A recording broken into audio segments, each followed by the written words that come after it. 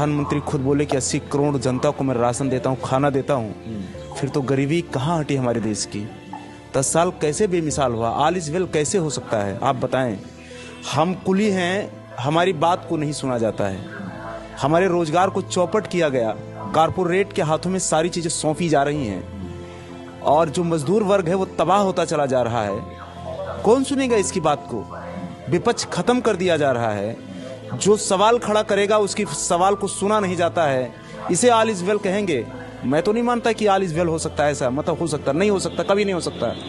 किसी की आवाज को रौंद दिया जाए, दबा दिया जाए, सुना ना जाए, ऑल इज वेल बोल दिया जाए, इस वेल माना जाए तो वेल का मतलब बहुत अच्छा होता है। ये अच्छा नहीं है। ये देश का दुर्भाग्य है कि जिस देश का प्रधानमंत्री बोले कि मेरे देश के 80 करोड़ लोगों को मैं राशन देता हूँ, अगले 5 साल तक दूंगा। मतलब अभी तो आप गरीब हैं, लेकिन मेरी सरकार आएगी तो मैं आपको और गरीब बनाऊंगा। ये ऐलान करता हमारे देश का प्रधानमंत्री। ऐसा प्रधानमंत्री नहीं चाहिए।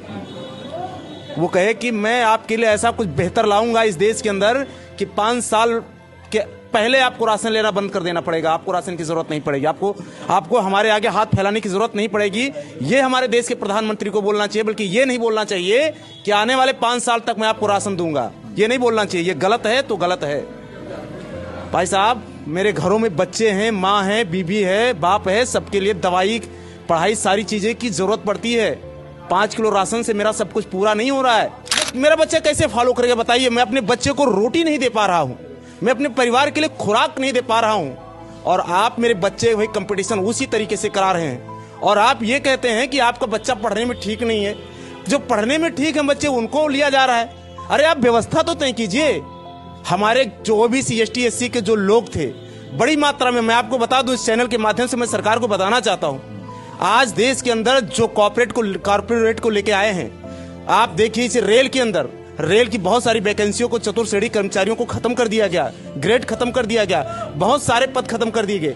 हमारे एसटी, एससी, ओबीसी के तमाम सारे लोग जो बहुत अच्छे पैसे वाले नहीं थे, उनके बच्चे कम पैसे में प्राइमरी स्कूल में पढ़ करके, सरकारी स्कूल में पढ़ करके जाकर के कंपटीशन में बैठते थे। उतना हाईएस्ट कंपटीशन नहीं बीट कर पाते तो कम से कम चतुर्थ श्रेणी कर्मचारी तो जाकर के बन जाते थे। उनका परिवार आगे जाकर के अच्छा हो जाता था। वो अपने बच्चे को पढ़ा करके आईएएस बना लेते थे। लेकिन आपने ये इस व्यवस्था को चौपट कर दिया, खत्म कर दिया, सत्यानाश कर दिया, देश का सब कुछ बर्बाद कर दिया। और आज आप एक चपरासी, एक रिक्शे वाले के बच्चे, एक मुची के बच्चे को, एक कुली के बच्चे को और एक आईएएस के बच्चे को, सबके बच्चों को एक साथ कंपटीशन में बैठा दे रहे हैं। कहां से मेरा बच्चा पास होगा? यानी परीक्षा की व्यवस्था एक और पढ़ाने की व्यवस्था अलग अलग। ये कारपोरेट का सिस्टम है। कारपोरेट नोट कमा रहा है और गरीब को और गरीब बना दिया जा रहा है। इनके पास रोजगार नहीं है कि ये कहीं जाकर के रोजगार कर रहे हैं। बाहर मार्केट में चले जाइए, आपको 5,000 रुपए का काम नहीं मिलेगा। सरकार ने कहा कि 5 लाख लोग जो अनथराइज तरीके से बिजनेस कर रहे थे, उनके बिजनेस पर जो है मोदी सरकार ने जो है रोक लगाया, धावा किया, जांच किया, तमाम सारी चीजें। आपको हम बता दें कि वो जितने लोग अनथराइज लोग थे वो भी हमारे देश के लोग थे। परिवर्तन तो होना ही चाहिए। परिवर्तन ये इस हिसाब से देश नहीं चल पाएगा।